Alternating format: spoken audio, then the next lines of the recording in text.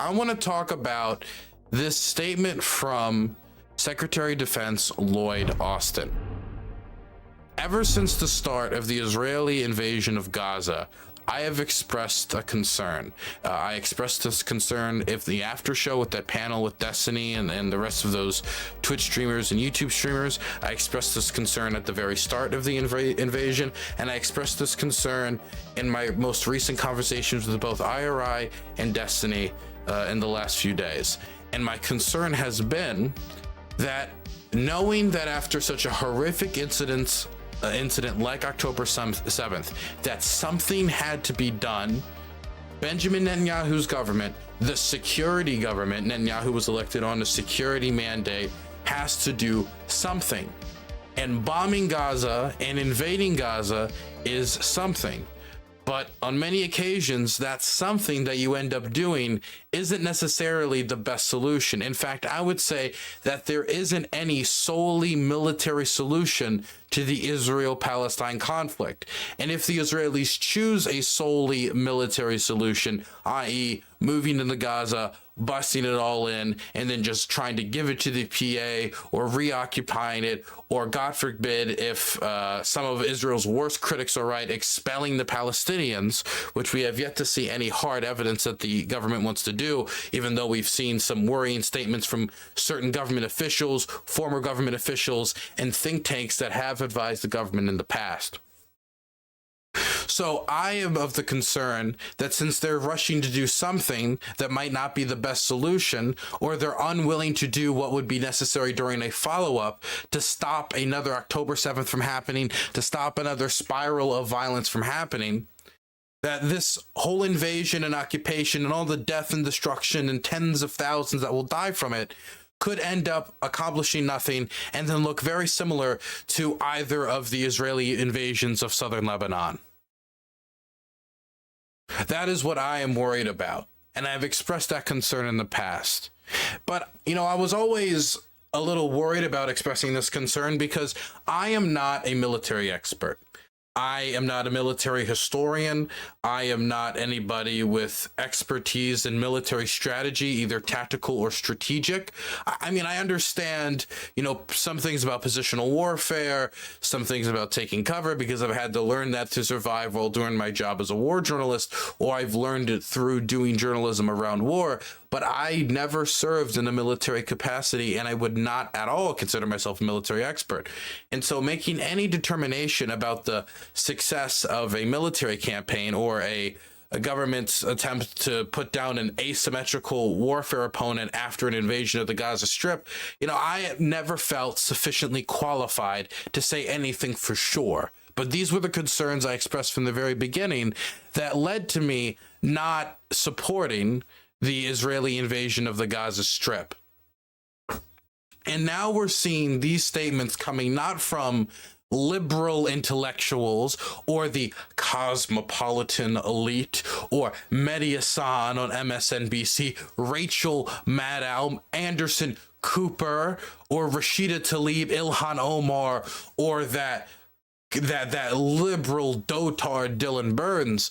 We're now seeing it from the Secretary of Defense, who says that if Israel does not protect civilians in their operation, after much concern is being expressed about high civilian casualties during the operation in Gaza, then they are going to risk strategic failure.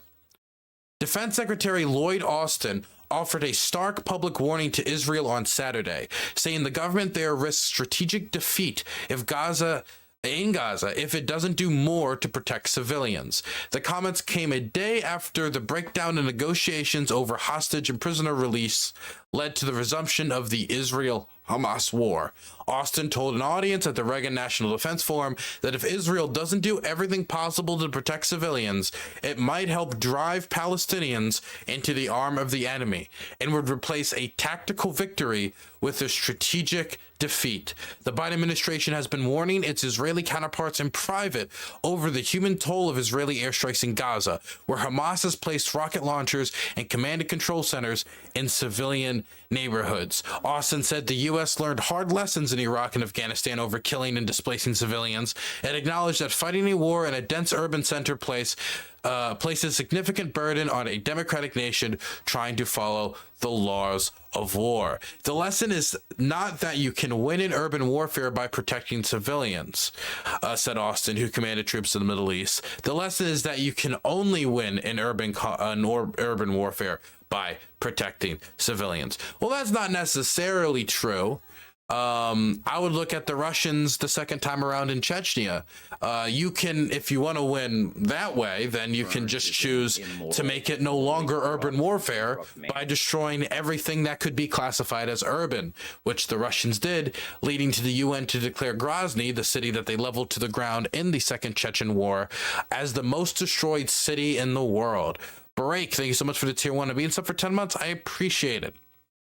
So what Lloyd Austin is getting at is that if in this operation that Israel is engaging in to try to eliminate and eradicate Hamas, they end up killing tons and tons of civilians, endangering their livelihoods, endangering their living standard, destroying their homes and communities, and killing a lot of civilians along the way, what they could end up doing is either pushing those civilians into the arms of Hamas, and so creating future Hamas fighters who either go global and then you'll have to deal with outside of Gaza, or will continue to fight you there in an asymmetric warfare situation, or through asymmetric warfare for years to come, or possibly push them into other groups like Islamic Jihad, maybe the PFLLP, who knows what different organizations they might join.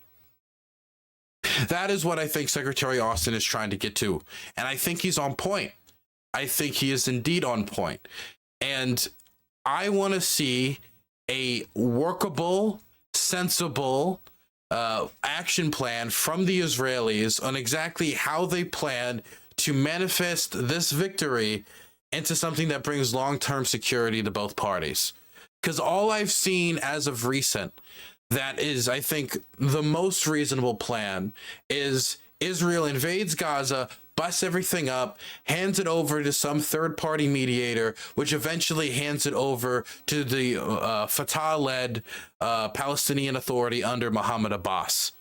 But even plans like that have clear flaws. What's one flaw with that? Well, if the Israeli government brings about the installation of the Palestinian Authority, which already has massive problems with corruption, a massive popularity issue with the Palestinian public, and an image that many Palestinians would say shows them to be kind of like dogs for the Israelis, to put it bluntly. If they come in off the backs of an Israeli occupation, it might intensify that image and make it very difficult for them to govern the Gaza Strip.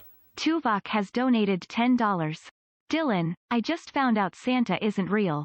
I am spiraling. Please reassure me he's real. I don't know who told you that misinformation or disinformation, I don't know which, that Santa isn't real, but I will assure you that after traveling across Europe and, doing reporting, Santa Claus is very, very much real.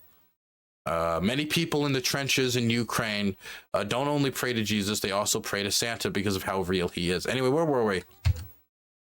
Point is, an Israeli victory in Gaza is far from assured, and even the most reasonable plans forward that people expect the Netanyahu government to adopt, assuming that Netanyahu's far-right fringe coalition unpopular government, which has treated the hostages with complete disregard, according to their own families, not communicating to the families of the hostages very much. Expecting them to take that path is already, you're believing a lot in Netanyahu's coalition, but even if they did, it's still not a surefire way of success. It would still have a lot of problems. And the stuff that, and the actions that I think would be necessary in order to guarantee its success further, i.e. pulling back Israeli settlements in the West Bank in exchange for a long-term deal, or offering that up to the Palestinian Authority to empower it before giving it any authority over the Gaza Strip, in order to give them a democratic diplomatic victory that they can turn to the Palestinian people and say, look, we've achieved this victory. We've achieved something through diplomacy. Now, of course, all of this is a give and take process. I understand that, but that even the ghosts of that, even the vague outlines of that, couldn't even begin to be discussed while Netanyahu's government is in power. I don't know if this type of operation could ever lead to success, but if it could, it almost certainly will not be done under Netanyahu's government.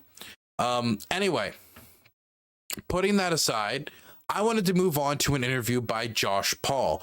Josh Paul is a State Department official who was involved in the weapons procurement process, in the review process. Sans has donated $5. Do not believe the Mockingbird media. Santa is real. Thank you. I appreciate it. $5. Santa is real. Thank you. Thank you. Your convo with IRI was very good. Thank you, $2. Josh Paul is was a State Department official who helped manage the review process for American munitions that were going overseas, that we were sending to our allies. And Josh Paul was complaining as a State Department official that there wasn't really any dialogue going on, or not much dialogue going on in the State Department about how these weapons are being used, that they were not starting a review process. And because they were not starting a review process where we could check if Israel is using American weapons in line with both international and American law, that because the American government was not doing that, he was going to resign, and he resigned as a form of protest, and he wrote a Huffington Post article all about it. But now he's doing the media circuit, and he went on CNN to talk about it. So I wanted to check him out on CNN, watch his interview, and talk to you guys a little bit about American law over weapons procurement and how those weapons are used, and how them being used for war crimes can stop their weapon procurement if a proper assessment process is done and it's shown that they have been used for war crimes. What influence does the United States have as Israel seeks to avenge the slaughter of 1,200 people on October 7th and to remove Hamas from power in Gaza? Our first guest tonight, Josh Paul, resigned from the State Department soon after October 7th in protest of what he said were unscrutinized U.S. arms transfers to Israel. In his resignation letter, he said the Israeli response and American support, quote, will only lead to more and deeper suffering for both the Israeli and Palestinian people, and is not in the long-term American interest. And Josh Paul is joining me now. Welcome to the program. Thank you very much indeed for having me. So I was struck by what the U.S. Defense Secretary said. I mean, this is a very bold military assessment that this amount of civilian killing is going to lead not only to this tragedy that the world is witnessing, but a strategic, he used the word defeat. Yes. And so tell me, how do you assess what he said? I think he's right. And I think what you see is a tension between those of us who have worked in political and military fields on the ground in the Middle East and in the defense establishment, in the uniformed services, who understand that this is not going to work. This is not going to lead to the result that Israel wants. It is just going to prolong the suffering of both the Israeli and the Palestinian people for another generation. As opposed to, I think, a very political, ideological perspective that is coming from the political level in the US and in Israel and in the UK, that thinks that there is a way to make this work. There is not, and the suffering we are seeing on the ground really reflects that. I can't recall a time in my experience where I've seen such a disconnect between our values and our actions, or between the perspectives of our political leadership and the realities on the ground.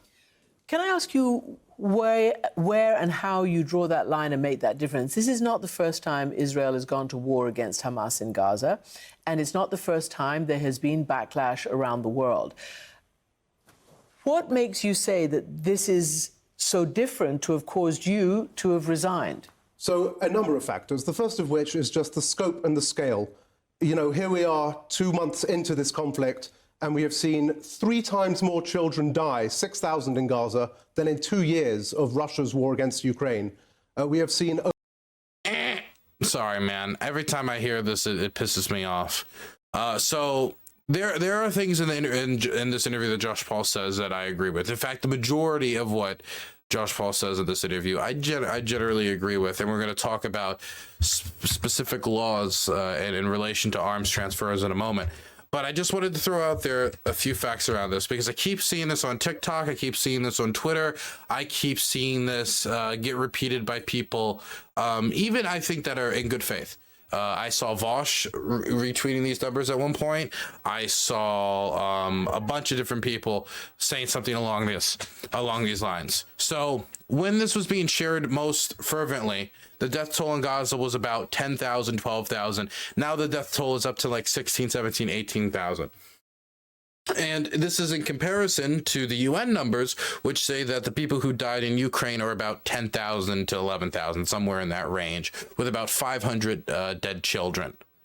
And so using those numbers, if you compare those two numbers, then more people have died in Gaza, more children have died in Gaza. The problem is, though, is that the numbers that are being used, the UN numbers, is an undercount. And the UN acknowledges that their number is an undercount. And when I say it's an undercount, I mean it could be an unbelievably steep undercount because the UN can access none of the numbers for occupied territory. And so if somebody dies in occupied Donetsk or the Russians go take a village, kill a bunch of people, none of that can be included because the Russians do not give access to the United Nations while the Ukrainians do. But even though the Ukrainians do, that doesn't mean the UN counts all the numbers on their side either, because a lot of this stuff is happening in rural frontline communities. And I got to be honest, I have not seen the UN in those communities often. I think I've only seen the UN actually out and about once and twice my entire time in Ukraine. Point is, though, the number officially for the UN is 10,000, but the number in Mariupol alone is estimated by the Associated Press to be between 35 to 75,000 by tracking satellite data of the mass graves that were built around Mariupol after the Russian siege in the city. Mind you, Mariupol is a smaller city than Gaza, and we're talking 35 to 75,000 people in Mariupol alone. Not saying this to downplay the suffering of anyone. I'm just saying this to say that the numbers he's throwing out there are wrong. And what he's saying here is wrong. But let's continue. Over 50 journalists killed, over 100 UN aid workers, over 200 medical professionals. You know, do you know what it takes to be a doctor in Gaza? We've interviewed a lot of them, and it's a terrible situation for them. The scale of the loss has been astounding, and of course my role in the State Department involves approving many of these major arms transfers that are going to Israel right now that are enabling this killing. But this is American policy. It's not like these are rogue transfers. This is American policy, bipartisan, decades long. Israel is America's strongest ally in the Middle East, and America provides the most aid in the world to Israel, and obviously to Egypt as well, but in general to Israel. Again, what is so unscrutinized about this? What was so different that made you resign publicly? Well, in all the arms transfers I've been a part of discussing before, including to Israel, there has always been space for discussion and debate. You can raise concerns about how are these arms going to be used. Do we have confidence that laws of war, laws of proportionality are going to be respected? Let me read you a few of these laws. I want you guys to have some specifics here, okay? The Arms Export Control Act is the legal framework for U.S. arms transfers, and it specifies the exclusive purposes for which U.S. weapons may be provided to another country, with the potentially relevant purpose here being legitimate self-defense. And so this is something you could talk about if these weapons are being used for a purpose of legitimate self-defense.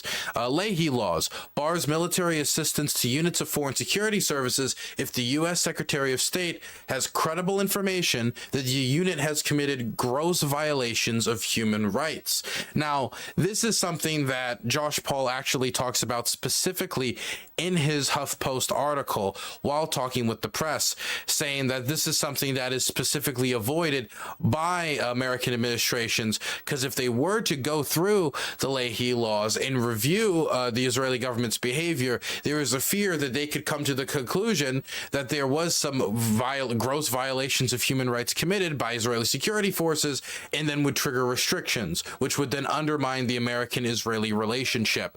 There is also more recent piece of legislation installed under the Biden administration, like the conventional arms transfer policy, which was instituted in February of 2022.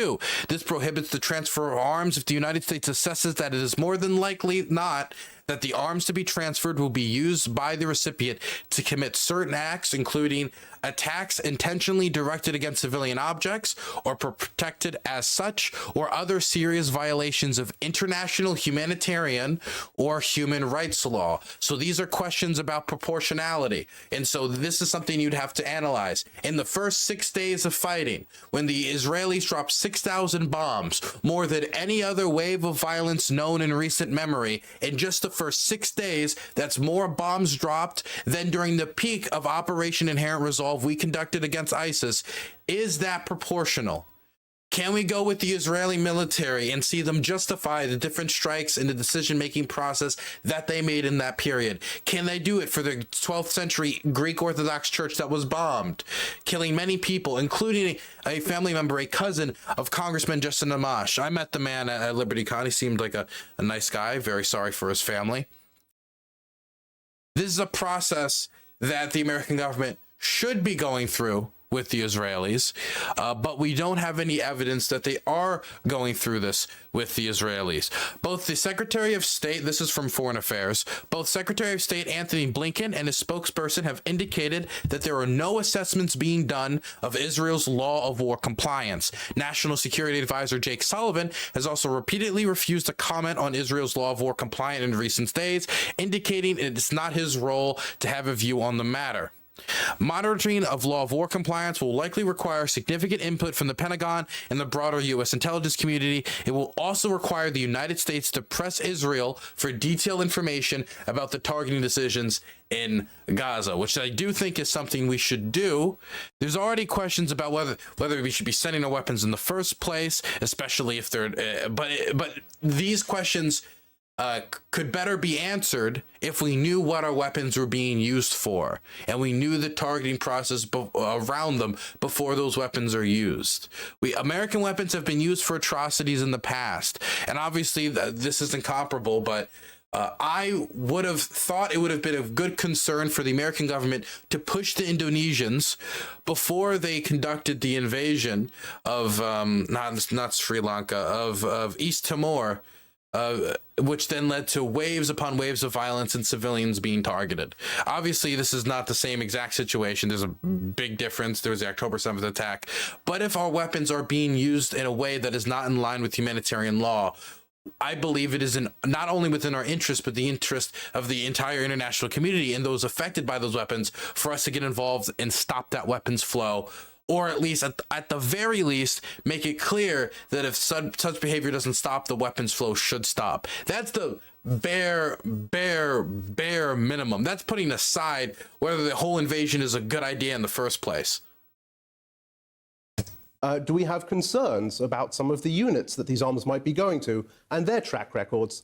What was different here was that there was no discussion. There was no space for that discussion. There was simply an approach of essentially the barn doors are open, and that remains the case. The Wall Street Journal reported just in the last couple of days that America has transferred over 4,000 dumb bombs to Israel, several thousand guidance kits, and 45,000 artillery shells. So the barn doors remain open, and while I'm certainly encouraged to hear what Vice President Harris said, what Secretary Austin has said, for as long as those barn doors remain open, I don't know why Israel would take those warnings seriously. Can I just read the State Department response to your resignation? Basically, he's saying that it expects and appreciates employees have different beliefs. And of course, one thing that is actually kind of interesting for all of us is to know that there is a dissent. There's an official dissent channel in the State Department that allows people to air their concerns. And that was, history from the Vietnam War. This is what the State Department says about you. With respect to this specific criticism that's been aired, we have made very clear that we strongly support Israel's right to defend itself. We're going to continue providing the security assistance that they need to defend themselves. But the President and the Secretary of State has spoken to this very clearly, that we expect Israel to abide by all international law as they defend themselves. They didn't say anything about going through a process of review, though. Maybe there's a fear that even by saying that they're going to go through the process of review, it could give the air that, oh, maybe they've done something wrong. But that stink already exists because everybody can see the corpses on TV. That stink already exists. I think transparency here is key. Transparency here is key, and I also do not want our weapons being used if it's being used in a haphazard manner for a war that very likely, good chance, won't even increase the security of the Israeli people in the long term. Definitely if it's mismanaged in the way Netanyahu mismanaged the border security with Gaza in the first place. Says it's doing that to the best of its ability. So I think we have a responsibility as the larger, more powerful partner in this relationship. Dylan, your mic is doing a horrible high-pitched noise. Sounds like a cable not properly connected. I just pushed it in more. I don't know if it's better or not. To give advice, to give guidance, to step in when things are not going right. And when we say that we have a responsibility to, or a commitment to defend Israel and to support Israel's security, I think we have to look at the situation on the ground and say, is that what is actually happening? Is Israel more secure as a result of our assistance, or has our military assistance enabled Israel to move ahead with the expansion of settlements in the West Bank, to continue the siege of Gaza, and to take steps that ultimately undermine its own... I think somebody in chat just discovered they have tinnitus. Our military assistance enabled Israel to move ahead with the expansion of settlements in the West Bank, to continue the siege of Gaza, and to take steps that ultimately undermine its own security rather than leading to a comprehensive peace. As you know, the U.S. administration believes, you know, whether it says it publicly or behind closed doors, that the only way to get... For instance, it's not a secret that there's no love lost between President Biden and Prime Minister Netanyahu before this. Correct. Over That's the true. Attempted, essentially, these are my words. I mean, Biden doesn't like the judicial reforms, which I think and he thinks, and many people in Israeli society, the majority of people in Israeli society thinks, is authoritarian. It could be a device by Netanyahu to both centralize power, tear down the checks and balances, and possibly as a protection from his corruption scandals. There's big problems of just a relationship between Biden, Obama, and Netanyahu from the last 8-year administration Biden was a part of. Yeah, no, they do not like each other very much, Biden and Netanyahu. For much of the early term, Biden wouldn't even meet with Netanyahu due to the fact that they didn't like each other very much. Overthrow of a democratic system in their so-called judicial reform. I mean, President Biden didn't even invite him to the White House. It's a total rarity. However, they believe that in order to affect Israeli policy, the likes of which you're talking now, to affect the policy and make it more towards the peace process, they have to embrace Israel, defend Israel, support Israel, in order to get the trust of the Israeli people so that they can then speak clearly to the Israeli government. And you saw what happened under the Obama administration. The people of Israel didn't support the Obama administration. They thought Obama didn't support them. So, first of all, They can't just be carrot. That's the problem with America's relationship with Israel. It's just carrot and carrot and carrot. It's incentivize, economic incentive, weapons incentive, weapon shipment, aid. Backing you up. It cannot just be the carrot. There has to be a stick somewhere. And our version of the stick isn't even, we're going to beat you. It's like, we will stop giving you free weapons. Or we will give you marginally less free weapons. As you are the dominant military force in the region. Fighting a non-governmental or militant groups that don't have an air force. As you are a nuclear power in the region. Ronald Reagan was willing to stop F-16 shipments to Israel over the invasion of southern Lebanon and Israel's conduct in said invasion, because he knew how it made us look in the Arab world. And he said in private phone calls with the Israeli prime minister, hey, this looks like a Holocaust. If Ronald Reagan, of all presidents, was willing to do that, then I think Joe Biden, or a modern American president, could use a little bit of the stick approach to one of the most unpopular Israeli prime ministers of all time as of right now due to his mismanaging of the security crisis. Don't leave it to the person who got us into the security crisis in the first place through his mismanagement. I would ask where that embrace gets the United States. If you look at what is unfolding now, it is not only a disaster in Gaza, but it is a foreign policy disaster for the United States across the Arab world and, frankly, across the global South. we seem like hypocrites when we criticize. And hey, let me just throw out there, it's our troops in the region that are being put in danger too, with Iranian-backed militias bombing them, with the militias in Syria bombing our bases in northeastern Syria, with our bases in Iraq getting bombed and our soldiers there getting injured. It's American troops that are being put at danger. It's the risk of a regional war, which is going to suck up American resources that are also needed in other locations. 57,000 M7777 howitzer shells that could have been fired at Russian positions in Ukraine. We have interests here. We have interests here, and I think it makes sense to make them known in conversations with Israel. And we're not just going to blindly walk into any war when it's not in our interests, and Israel still refuses to abide by international law or even consider, at least this government, the creation of a Palestinian state that would be able to govern itself to any degree, or really to any degree, like any degree nominally. Israel, rather when we criticize Russia for human rights abuses, but fail to do so with Israel. And so I think that our embrace, we have to be careful with that embrace because it draws us in as well. Secondly, of course, the answer is we do have leverage that we can use within that embrace. I'm not suggesting that America should not remain close with Israel. I'm suggesting simply that as we are the provider of arms, as we are the provider of billions of dollars in taxpayer-funded assistance every year to what is actually a wealthy country, we do have a fair amount of leverage. And of course, we provide Israel with security and diplomatic backup across the region that has enabled its integration. We have a lot of leverage here to set Israel on a better path and to end this senseless killing in Gaza. We are not using it. How does what happened on October 7th in Israel was barbaric? Mm-hmm. It was savage. Yes. We've heard the stories of rape and gang rape, of children being shot to death in front of their parents. We know what's happened with more than 250 people who've been taken hostage, including babies.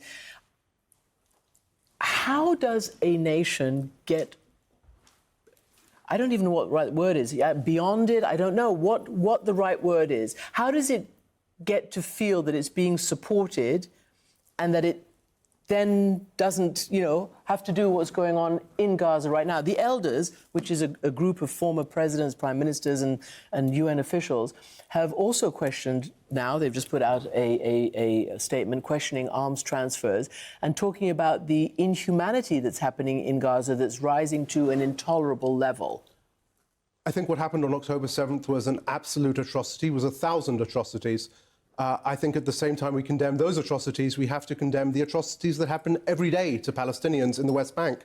You mentioned sexual violence. I was part of the human rights vetting process for arms going to Israel, and a charity called Defense of Children International Palestine drew our attention at the State Department to the sexual assault, actually the rape of a 13-year-old boy that occurred in an Israeli prison in the Mosque Bia in Jerusalem. We examined these allegations. We believe they were credible. We put them to the government of Israel. And you know what happened the next day? The IDF went into the DCIP offices and removed all their computers and declared them a terrorist entity. I think it is vital that atrocities not happen to anyone, not sexual violations, not any kind of gross violation of human rights. We are looking at a situation where there is so much dehumanification, where people are not seen for the value that they have. And I think that's true whether you're talking about those who are attacked on their kibbutz or those who are attacked in their homes in Gaza or in the West Bank. What we really need is to center the human beings who are at the core and who are suffering so much in this conflict. Do you believe? Man, I gotta say, on one hand, right, this guy resigning and releasing the article in the Huffington Post and doing the segment with CNN and having his stance covered in Foreign Affairs, which is a leading magazine for those who follow international policy and news abroad. It brings more attention to the fact that there's a decent chance they're not doing enough internal review or really doing no transparency whatsoever when it comes to how American weapons are being used or the decision-making process behind how the Israelis engage with the enemy, their rules of engagement.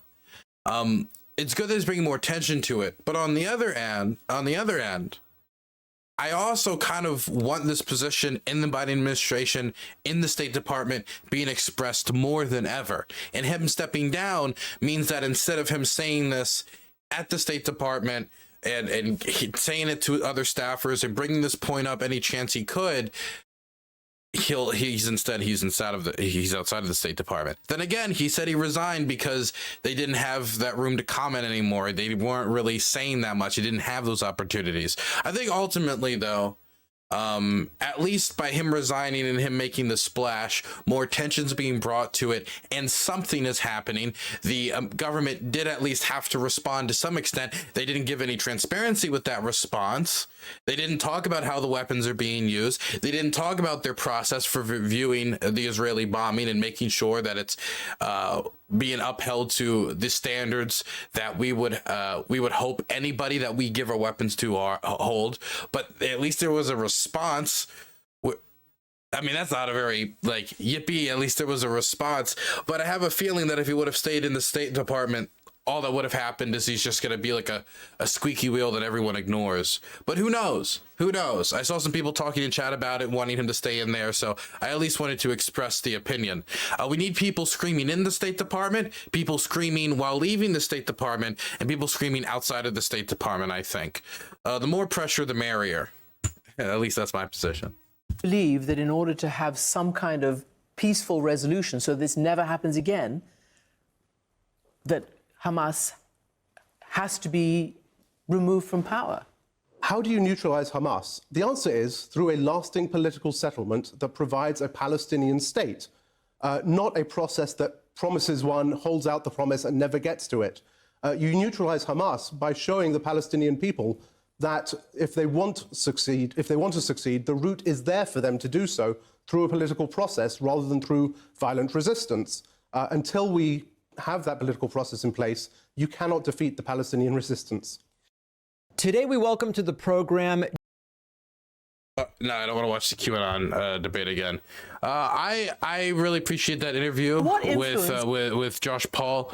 I propose that you guys read his Huffington Post article where he talks about the reasons as to why he resigned, and I believe that if our weapons are being sent to anyone, there should be an extensive review process anytime there are questions about our weapons being used in commission of war crimes. There needs to be a review of how the Israelis choose to engage with their bombing, their rules of engagement, their decision-making process, to make sure that their strikes are proportional, to make sure that they're taking proportionality into consideration, since the concept of proportionality in international law, which states that when you do a military strike, the military necessity of the strike needs to be proportional to the damage caused. For example, you take out 1,000 soldiers, end up killing like 2 civilians, there's a decent chance that that was proportional.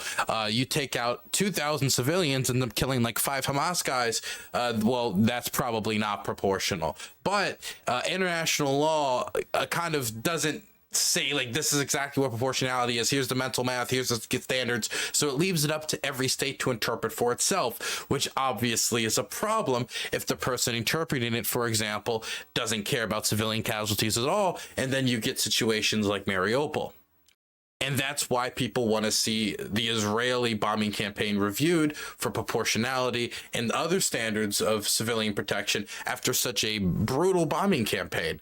And I believe that the resignation of Josh Paul and other signals we're getting from the State Department are enough worrying signs that there should be that sort of review. Tell Hamas to not shoot rockets from kiddie areas. Just because Hamas uses civilian infrastructure as a tool of war, that does not remove the legal responsibility from Israel to still protect civilians. Now, that does mean that the way it engages in its war is going to be different than if it was to engage with war with somebody who didn't put any weapons, civilian infrastructure whatsoever. But 5 Hamas fighters in a building with 100 civilians is not enough of a justification to blow up that building. Like, you can't just justify it every time by saying, oh, there were people, like there were terrorists hiding in there. Of course, though, this does mean that the deaths do partially or in large part fall upon Hamas for trying to use civilian infrastructure as shields for their weapons. But that, again, that does not remove the international the legal responsibility from Israel to still engage in proportionality.